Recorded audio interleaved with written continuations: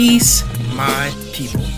You're tuning into I Must Be Bugging, where Black, gifted, and otherwise neurodivergent folks celebrate our special flavors. If you've ever questioned your perspective in a world built for the masses, welcome home. I'm your host, Sheldon Gay, and I appreciate you joining me on this journey as a late-identified Black, gifted man. Together, we'll rewrite the script on neurodiversity by celebrating our differences, challenging the status quo, and breaking free from old narratives that label us as deficient. In each episode, we'll explore the stories, experiences, and of course the curiosities of Black gifted adults and other neurodivergent people who are underrepresented or unidentified in a world where normal can also mean harmful. So continue with me on this journey of self-discovery, empowerment, and acceptance. I Must Be Bugging is creating safe spaces, sparking conversations, and making sure our voices are heard.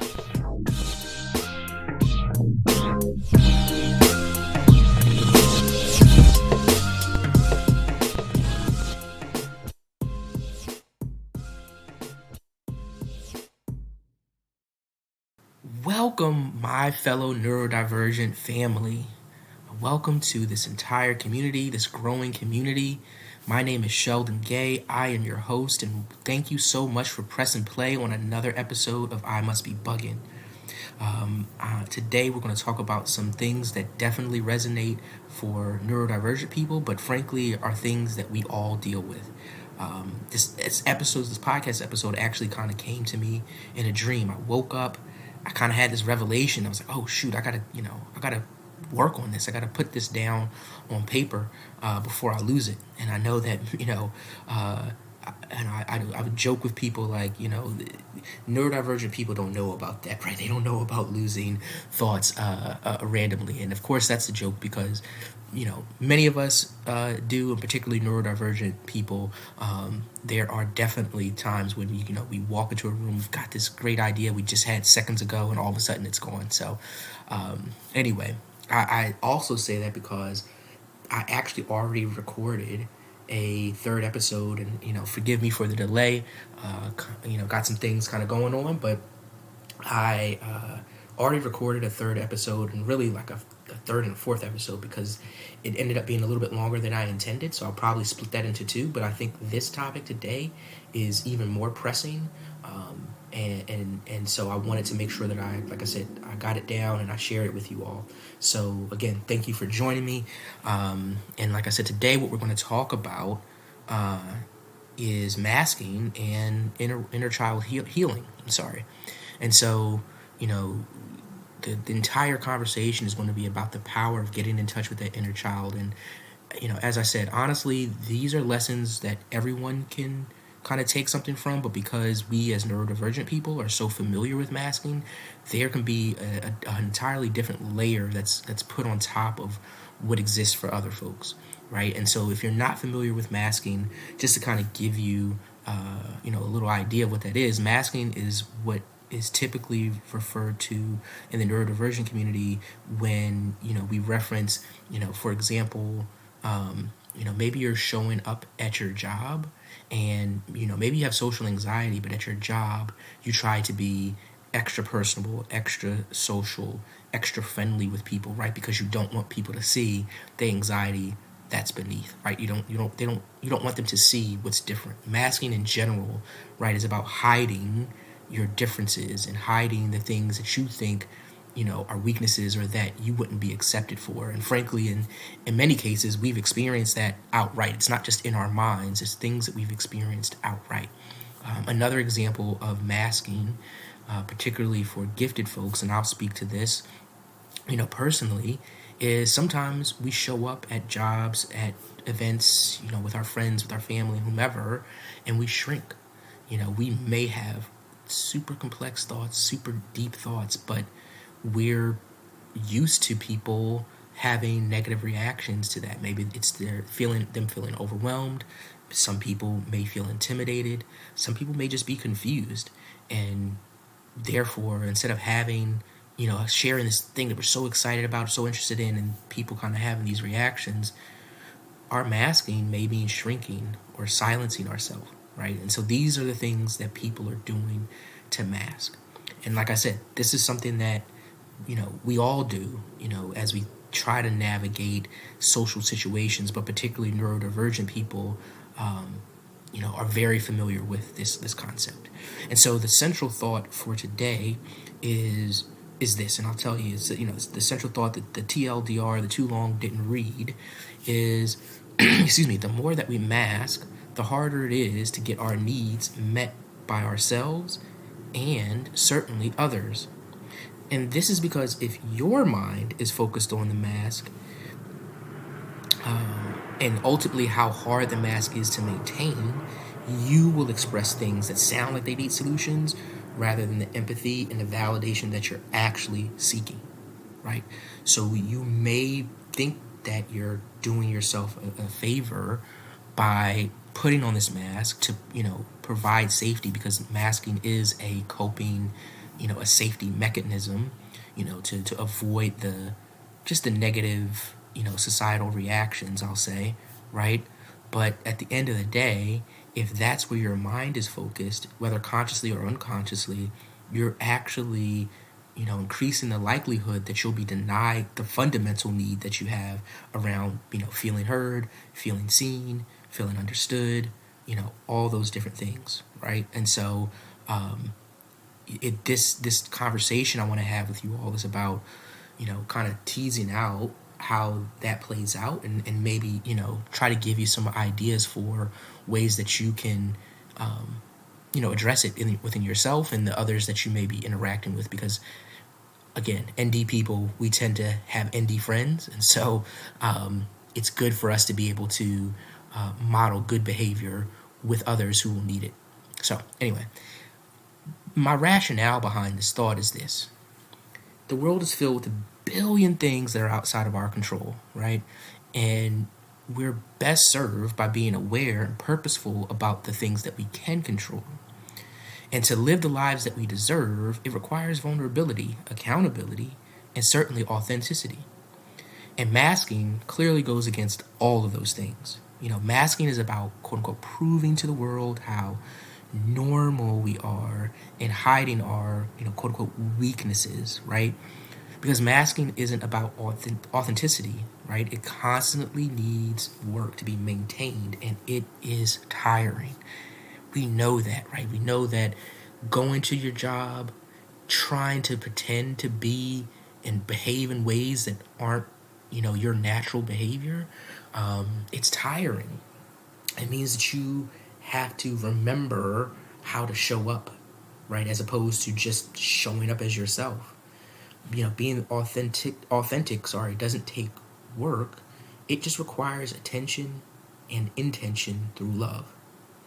Being vulnerable means accepting where we need to support where we need support and accommodations, and, being able to communicate it. Being accountable means taking responsibility for what we can control, even if the source of the issue may not be our fault. And so again, where we may have been unjustly harmed, right? Somebody did something, somebody didn't give us something that we needed, somebody said something harsh to us. Maybe we weren't the source of it. Maybe it was not our fault that thing happened. But particularly as neurodivergent adults, and in adults in general, we have to take responsibility for that healing, to make sure that we, again, give ourselves the best chance at the life that we want to live. And, if we're, parents, guardians, or just, like I said, just operating in this world, we don't want to pass on those same cycles, right, to other people through our own trauma. So it's our responsibility to kind of be accountable for how we're showing up and how we need to heal, to do something about it.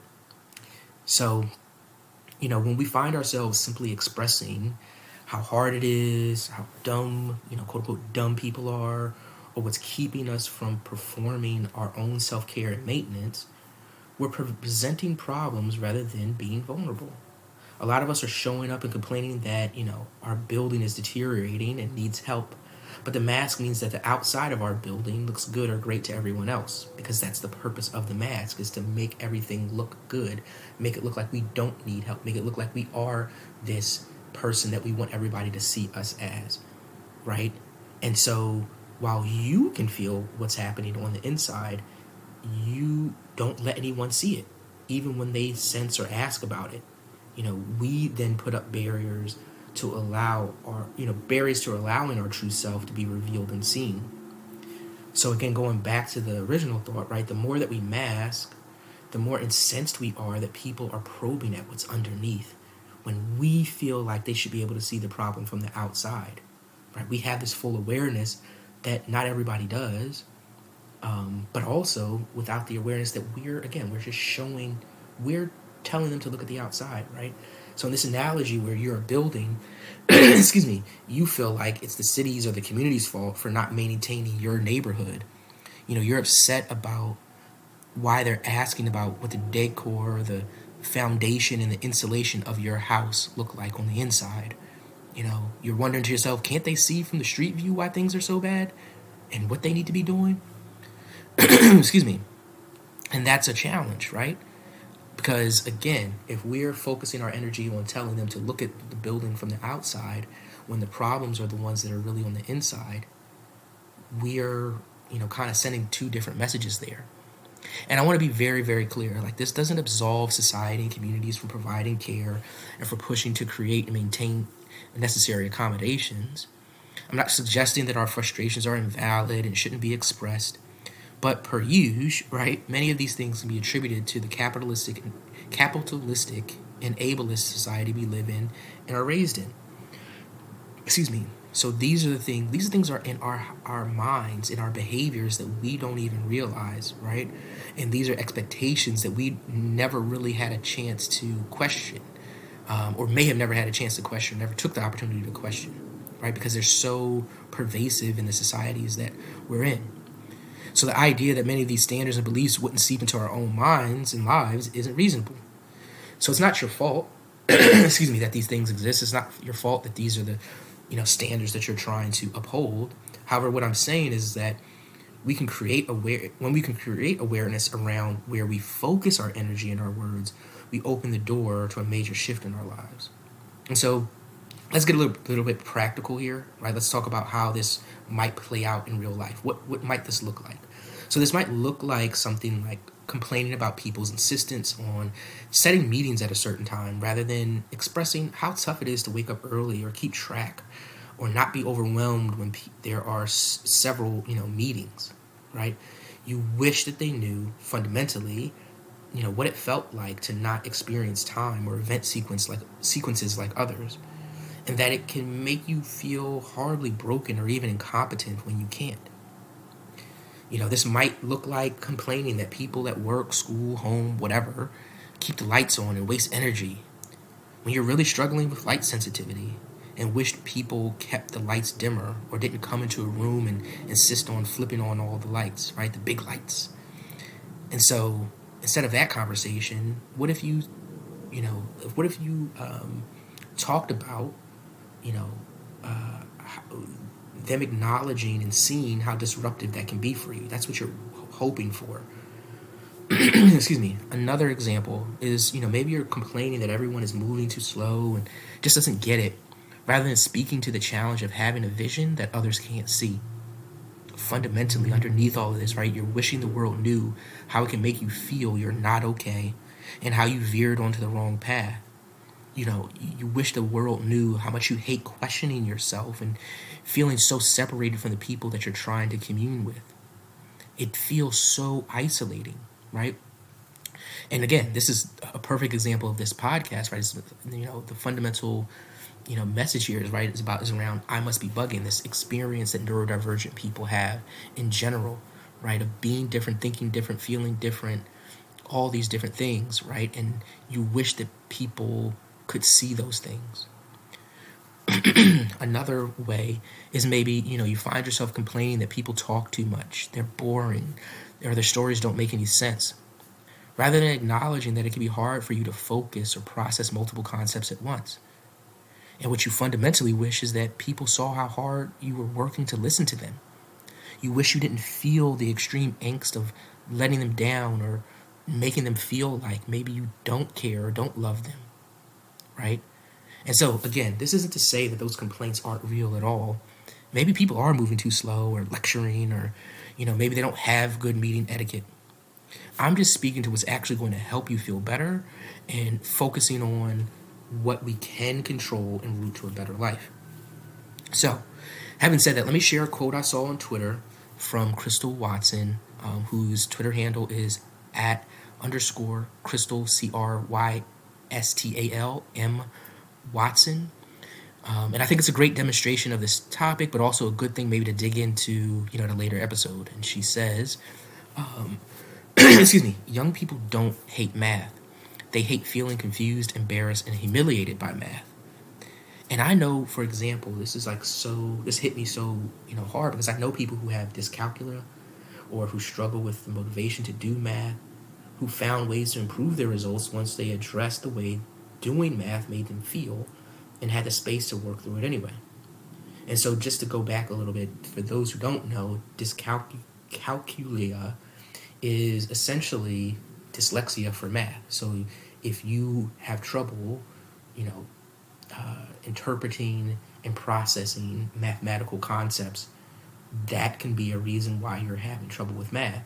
As hard as you're trying, it may be that, you need some extra help. And that's fine. It doesn't mean you're stupid or slow or any negative thing. I mean, you just have something that's going to take you some extra effort. And once you kind of are, again, focusing on how it's making you feel, you can get some help. You can get some, it's easier to get some help. It's easier to get some compassion around it, right? And, maybe it's just me and, my experience with others, but it seems that if the power and community with our friends, especially NDs, comes when we speak to the painful and scary inner thoughts with things like, you are enough, you're not lazy, or all of your emotions are welcome and safe here, and so on, then we do ourselves a service by focusing on the underlying need we want validated rather than the way the world isn't helping us maintain the mask. And without a doubt, it can take lots of internal work to identify those underlying needs. I'm not trying to say this is easy or, super straightforward. Eventually, though, what you realize is how the answers, signs, and signals have always been there, but they were drowned out by the mask and all the stuff that life put on top of you. And so I want to move into talking about some practical tips and thoughts, to make sure that before we get off of this, that I'm able to share those things. And to do that, I'm going to borrow from another wise woman whose messages the algorithm sent me, as I was prepping for this episode. Because as we know, the algorithm is in our minds and knows what to send us. But, I'm kind of joking, but it was really interesting to be kind of working through this outline and then go on Twitter and see these things that were so relevant. So anyway, this one comes from at the multiple mom on Twitter or X or whatever you want to call it, right? They had a lot of great things to say, and I'm just going to add a lot of these threads to the show notes, but I'm going to pick out a couple of things for here. And so her threads are focused on primarily parenting children, but it absolutely applies to adults, especially those of us who've had to do so much reparenting and healing of our inner child. Excuse me. When we're looking to help a child or inner child, here, are some examples of what she calls redirection phrases that can help when you need to tell someone, when you can tell that someone's deep into their negative self-talk. Imagine hearing these things while you're having a tough time, right? Let's say that you are dysregulated, you're having a rough day, you're feeling, unworthy, the imposter syndrome is in high gear, you're feeling really bad about a mistake, whatever. Imagine hearing this. Accidents happen. Do you need help? Right? This seems frustrating to learn. Can we figure this out together? I understand you, but I don't think I agree. Let's explore this. Do you need a hug or a break? Imagine hearing those things. I'm sure a lot of those things are not the things that you're expecting people to say when you remove your mask and when you share your vulnerability with people. These are the things that you wish that you were hearing, but you're afraid that you're not going to. And so instead of risking the pain, we mask and we internalize all that pain. And so she says that she shifted, away from trying to talk children out of their feelings and started to focus on talking them through their feelings, right? Which is a bar. And so she drops yet another bar by saying you can't make someone unfeel a thing because you feel something else. However, you can help them shift perspective. And I thought that was super, super powerful because, one of the things is that, feelings are all valid. They're there. They're there to help us. There's no reason to pretend like, there's no reason to label any of them bad at all, right? They're all temporary, but they're all teaching us a lesson. And the reality is you can't unfeel them. You can't just push a button and be like, oh, I was never angry. I don't have that feeling. There's no way to do that. And this is also something that those of us who are empaths or highly sensitive or simply those who have had to deal with some trauma around people projecting their feelings onto us, we know that in trying to exist, right, and to be in that space, if we're taking on a lot of those emotions, if we're feeling a lot of those emotions, one of the things that we can have as kind of a reflex is to try to get someone to stop feeling them because we don't want to feel their negative emotions because it's overwhelming to us. And that's understandable, but the reality is we can't make them unfeel it. And the best path is to not say stop being sad, stop being angry, stop being these things, but to help them, to give them an opportunity to be able to move through it, right? To shift perspective from whatever they're kind of fixated on. And so I'm just going to take a quick drink of water. Give me a second. Hopefully that helps me to stop coughing a little bit here. But here are some steps that she suggests for addressing what I'll label, a dysregulated child or inner child. And some of these comments, just so that you know, are kind of my add-ons. But anyway, the first thing is listening. And so for me, that is super critical. Like, honestly, the rest of this list doesn't work if you don't listen. And listening, active listening, purposeful listening, intentional listening is something that a lot of people think that they do, but they don't really.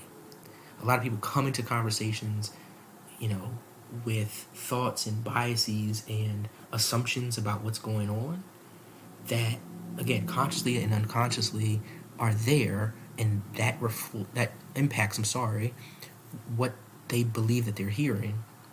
And I'll put a video, I'm going to try to find it. I'll put a video in the show notes if I can find it, that really demonstrates the power of how we can all be hearing the same exact thing, but based upon how you tweak things, you can hear something very, very different, right? It's kind of that, what was like the white and gold, dress kind of a thing, right? This reality is very much shaped about what's happening inside of us. And so listening and truly, making space for what they have to say is so, so critical. The next thing is, empathizing and giving grace.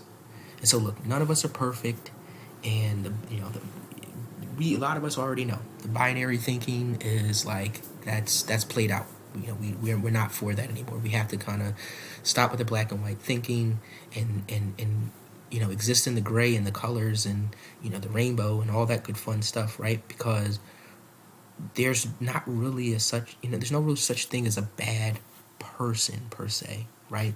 There's very few people that because they did something harmful are actually bad people. We make mistakes.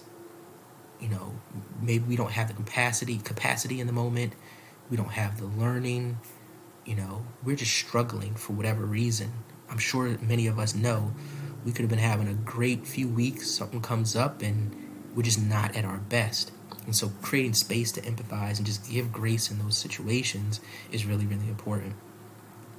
Next is, assessing and exploring the why, right? It's important, because humans fundamentally want to be understood. And exploring the why helps to take out any narrative that you had in your mind about why this person did it, what their intentions were, and all this other kind of stuff. But really getting down to the nitty-gritty of how they're seeing it, right? To help you understand where they're coming from.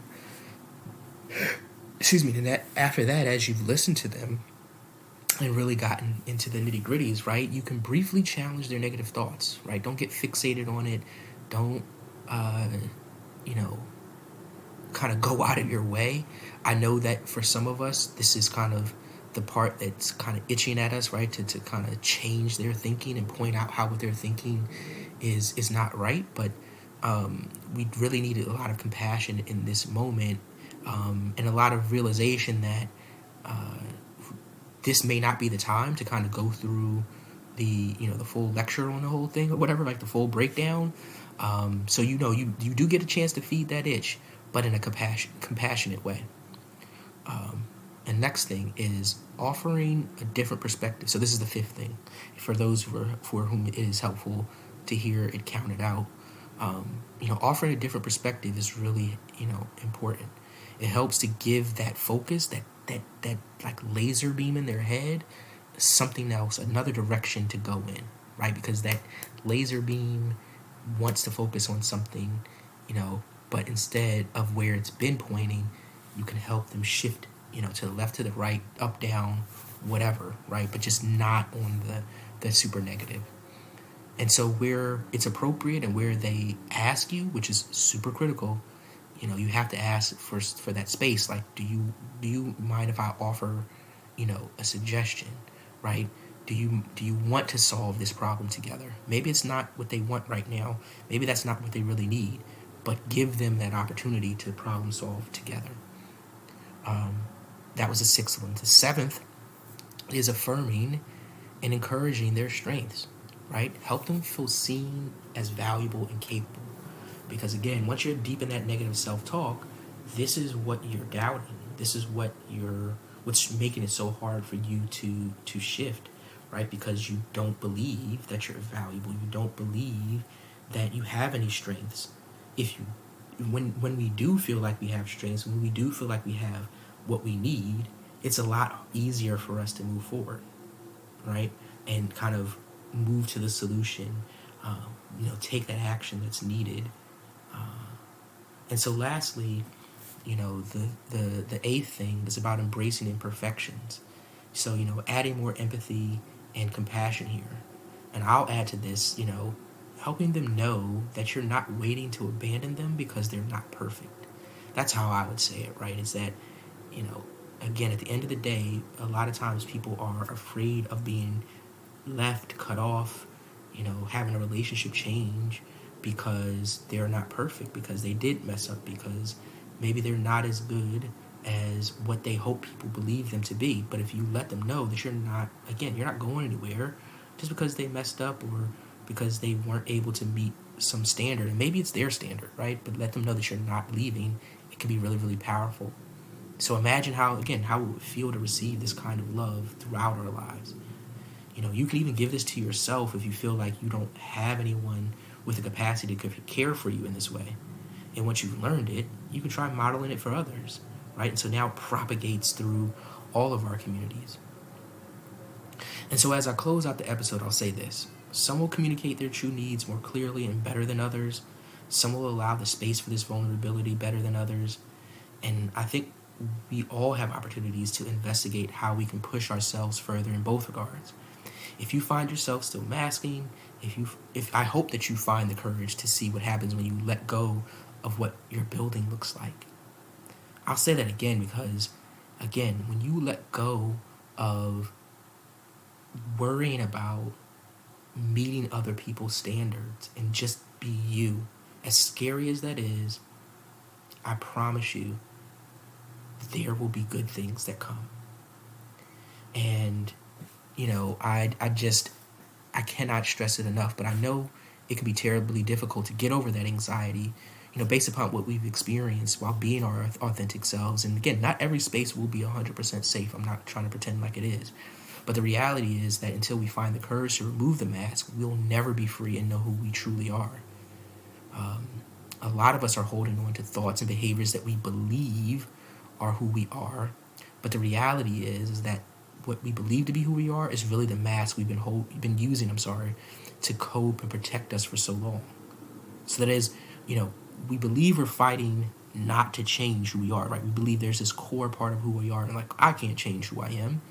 But the reality is that we may be fighting, really, really fighting in reality to not reveal who we don't want the world to see us as, right? Because there's this facade that we've put up, and we feel like if we let it go, well, who will we be? What will we have? But the reality is that our true self was never the mask. So you letting go, you're not letting go of yourself. You're letting go of an unhealthy coping mechanism. You're letting go of something that's keeping you from getting to the things that you want. And so what I want to say to you is that I see you, I see all of you, I see all of us. And what I see is something that the world needs to experience authentically. And so lastly, before I go, I'll leave you with one more quote from another person whose words inspired me. Their handle on Twitter is @_page_Turner. And they said this: once you unlearn the unnecessary embarrassment for being human that the world taught you, that's when you're truly free. And so amazing. Blessings to everyone. If you've made it this far, thank you again for listening to another episode. Shout out to everybody that's inspired me this week in putting this together. I told Yusuf I would mention you. Thank you. I'm going to use your nugget in one of the future episodes, but I definitely have used, our conversation about masking to inform what I've shared here. And so, again, thank you everyone for joining me for another episode. I hope this has been helpful. Please, if you have any thoughts, I'm eager to hear them. If you don't agree, please share them. If you've got, a thought that this has sparked for you, please share them. And go ahead and keep sharing this. Leave a review, all that fun stuff. But until next time, I will see you. Thanks.